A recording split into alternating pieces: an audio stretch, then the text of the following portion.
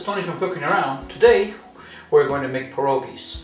You've figured by now I would have a recipe for pierogies being in Poland. Well, all my friends are after me saying, well, you cook all this, you cook that, but you don't cook a traditional pierogi dish. So that's what I'm going to do today. Now, the way I'm doing it today, it will be just basically a vegetarian pierogi. Because like you know, my girlfriend doesn't eat meat. You can change the recipe to meat or anything that you want, whatever you desire. What I'm going to do is going to be basically a potato and cheese and a little bit of onions that I like it. I like it my way. So I have here 4 medium potatoes. I'm not going to make that much. I should make more and freeze it, but I'm a little bit too lazy today. And what I do is now is I add 1/4 cup of butter, and I add that now to the hot potatoes.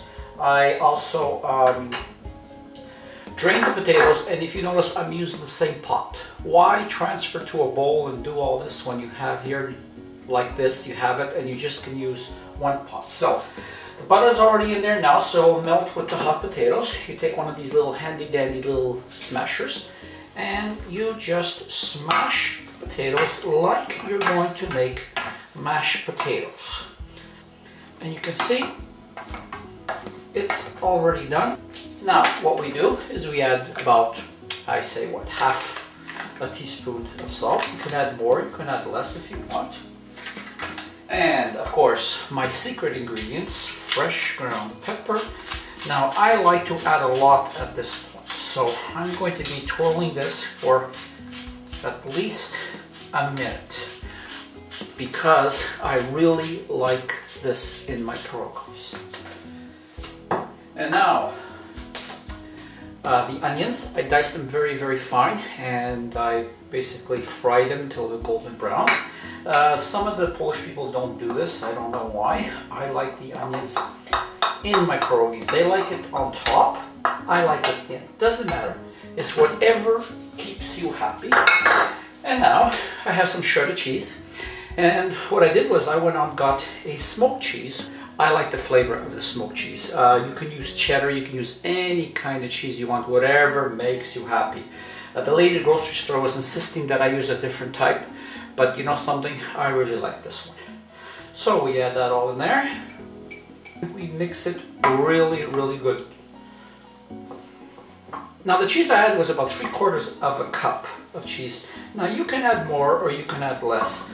I don't like to add more than what I put in here, basically because I don't want it to overpower the taste, because I am using a smoked cheese, so it's going to be very strong. And there it is. Now we put that. We're going to make our dough. So take a large bowl. First thing I add, I have here 1.5 cups of all-purpose white flour and 1/2 cup of whole wheat flour. You can do it any combination you want. This is basically the way I like to do it. So what I'll do is I'll take right now about only half of the mixture. And the only reason I like to do half for now, because it's easier to work with, and then I will add it as I go along. And we add 1 egg and about 1/2 cup of milk and about 1 cup of butter, and of course salt, about, let's say, 1/2 teaspoon. And now we mix that all up.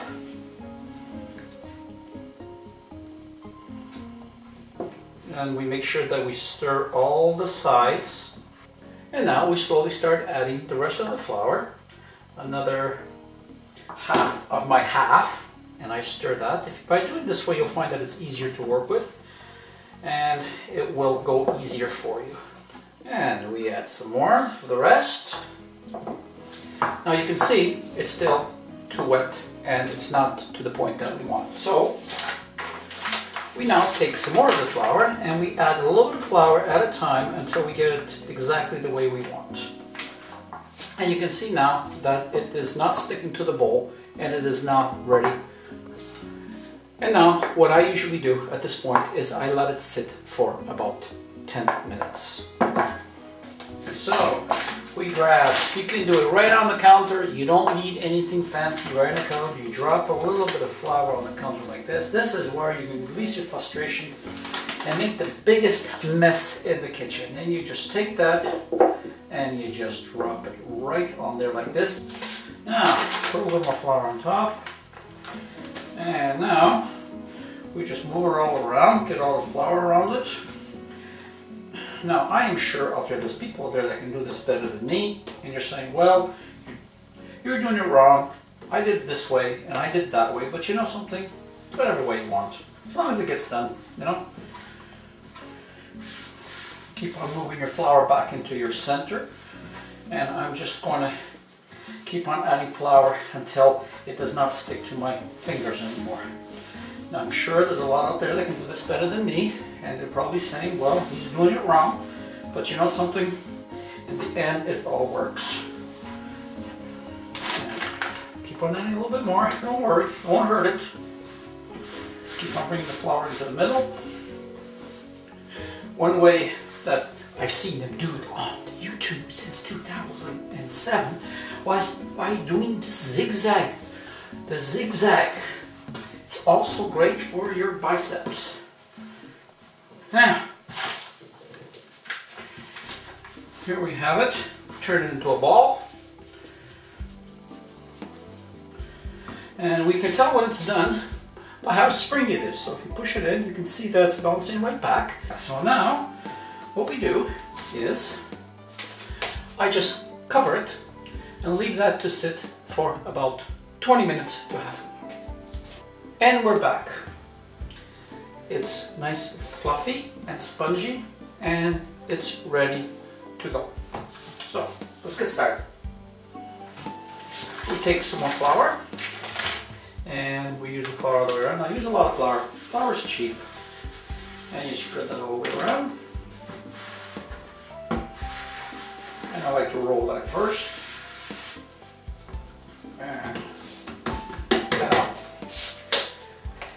And for all you people out there who do not have a proper roller, I'm using this one just to show you that you can practically use anything you want. A little flour there. And all you do is just grab from the center and roll out. That's all you have to do. Just roll. Now, if you have a proper amount of flour on the bottom, it is not going to stick. Now, what I do is when I reach about halfway there, or almost there, I pick it up and I bring it this way. I bring a little bit more in. Now, maybe you guys don't like my techniques, but that's the way I do it. That's the way I like it. And here we go. And we just roll a little bit more. Now, you can have it a little bit thicker, you can have it a little bit thinner. It's all a matter of how you want. Now, I'm sure that a babcia, an older young lady that belongs to the Young of Heart of Poland, could do this with her eyes closed and 10 times more faster than me. Now, get it almost out, as thin as you want. Wow, we can almost make a pizza, can't we here? Now, we're going to cut it. So what you do now, very important, take a plate, put a little flour on the plate, just sprinkle it around like this, so when we cut it to pieces, they will not stick. Now, you have two choices. You can have one of these handy dandy cutters, which I have, which we just basically put on the edge down there. We just press, and out comes a perfect piece. Now, what I do here is I add a little bit of flour to it. There's some flour on the sides, use that. And I put that on the plate, so on top of the flour, and I cover that with flour so it will not stick. Okay, we got that. Now, if you do not have that, you can use this marvelous invention called a water glass, and you can just stick that in there like this and just squeeze down, and voila, guess what? There it is, a pierogi button. There we go. Now we have all this leftover dough. We bring that back into a ball, and we are going to reuse it. Here is our pierogi patties ready to go. And you notice that they don't stick because I floured them as I was making them, so they don't stick. Here's our filling. Here is some more flour. And here is the results of the results. Today I'm drinking a beer, believe it or not, and it's called Żubra from Poland. It's just perfect to go with these pierogies. It's an awesome, awesome taste. Excuse me. Put a little bit of flour here, not too much, just so it covers the board. So, now, when you take these, you're going to see that they shrink a little bit. So what I do is I just kind of like squeeze them back into shape again. Some people may argue over that, I don't know. And again, we grab 1 spoon. I mold the filling on the spoon so it will look like that. Drop that into my hand and you get one perfect measurement. Now, you grab one side and you grab the other side and you bring it up and you pinch. There you go. Now you start pinching down one side until that side is closed, and then you pinch down the other side. Ta-da, ta-da, ta-da, ta-da, ta-da. And then what I do, I tell you what, just pinch one more time just to make sure. And there is our perfect pierogi. Look at it. And here we have the water boiling. We don't want it to roll too much, so we lower the heat just a little bit, and it's ready for our pierogies. Here's our pierogies. Beautiful. See how they look? I just lower them into the water. When they float to the top, they will be ready. Make sure that you use a lot of water for them to move around in there freely, or you don't want to cram them at this stage. And you come back and check it, give it a little stir, but very gently. We don't want to break them. See how nicely they're coming all along? And there they are. You can see they're all floating, they're all on top, and they're telling me that they are happy and they're ready to come out. So, grab yourself a bowl, take one by one out, I would advise, drain it well, and into the bowl they go. Now here we are, here's our pierogies. They have been prepared and boiled, and you can see that they turned out absolutely perfect. Now you can have this in many ways. What I'm going to do with them now is I'm going to fry them in oil in a Teflon pan, so I can use very little oil. Or you can take them at this point and you can bake them in the oven. Or what you can do is you can take them now and you can actually freeze them. Now if you're going to freeze them, don't put them all into one bag. Put them on a cookie sheet, one by one, not touching each other. Freeze it, and then once they're frozen, remove them from the cookie sheet and then put them in the bag together. That way they will not turn into one big clump. And here we are. We're back again, and here's the pierogies. Awesome, and I'm sure it's going to be absolutely delicious. Of course I have more there, but this is going to be for me. So I like it with a little bit of fruit, a little bit of apples around with sour cream in the middle. I'm not even going to use a knife and fork for this, so ready for my favorite part, which is the taste test. So, which one should I take? I don't know, it looks so good, so I'm going to take this nice delicious piece right here. A little bit of sour cream here. And let's see how this tastes. See?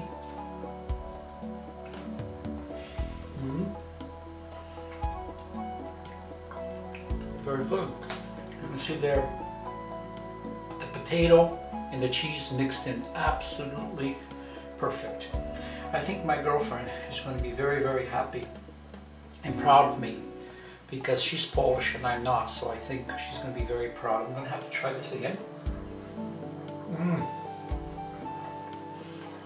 These are absolutely perfect. Now I can double dip because this is mine. My girlfriend can get her own when she comes home. And here we go. So again, we don't have any wine, but we're going to be using beer.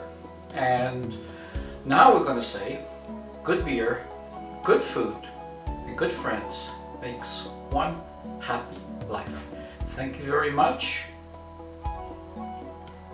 And na zdrowie from Poland. See you again on my next video.